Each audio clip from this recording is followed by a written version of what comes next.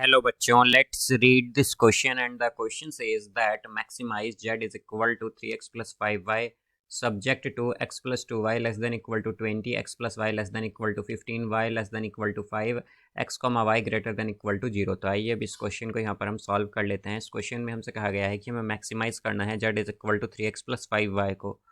तो यहाँ पर हम की कॉन्सेप्ट यूज़ करेंगे दैट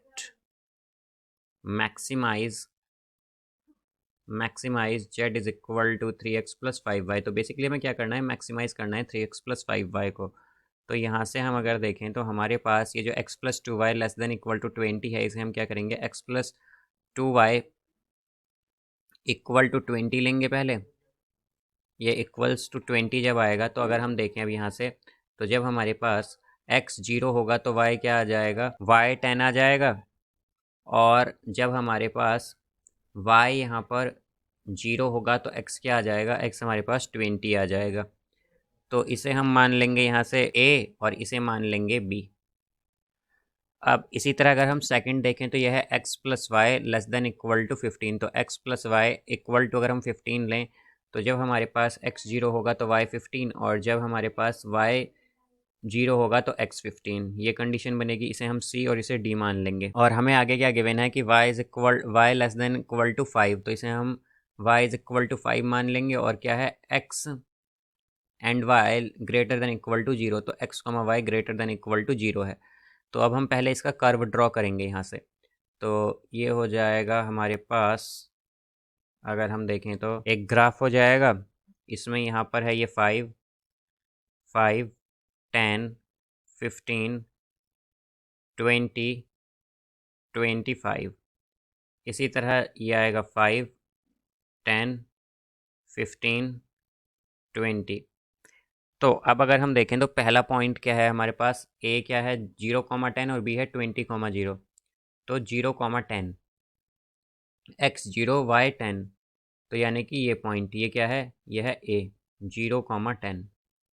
फिर है 20,0 यानी कि ये पॉइंट जिसे कि हम कहेंगे बी। तो एक तो हमें यहाँ पर इन्हें जब ज्वाइन करेंगे तो ये हो जाएगा इस तरह से। तो ये है हमारे पास x plus 2y is equal to 20 वाली लाइन। अब अदर जो है फिर वो है हमारे पास x plus y is equal to 15, जिसमें कि 0,15 और 15,0 है।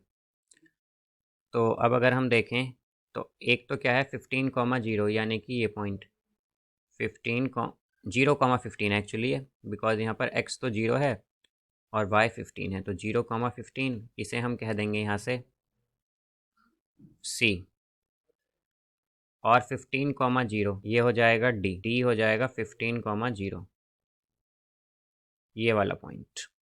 अब इन्हें ज्वाइन करेंगे तो ये क्या है, ये है x plus y is equal to 15। फिर क्या है, y इज इक्वल टू 5।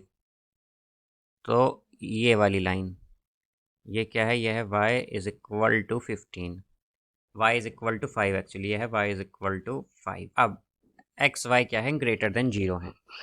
तो अब यहाँ से अगर हम देखें तो हमसे पहले कंडीशन में क्या कहा गया था कि हमारे पास z यहाँ पर x प्लस 2y क्या है, लेस देन इक्वल टू है 20 के, यानी कि हमारे पास x प्लस 2y जो है वो क्या है, लेस देन है 20 के, यानी कि ये वाला क्या आएगा, बिलो आएगा इस तरह से।